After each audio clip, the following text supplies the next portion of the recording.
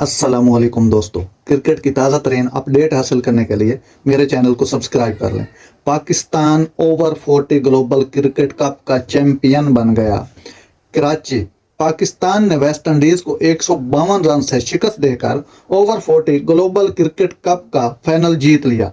West Indies को जीत के लिए 329 रन का हदफ मिला था, लेकिन काली आंधी 176 रन पर ढेर हो गई। अब्दुल कादिर ने 6 खिलाड़ियों को आउट किया।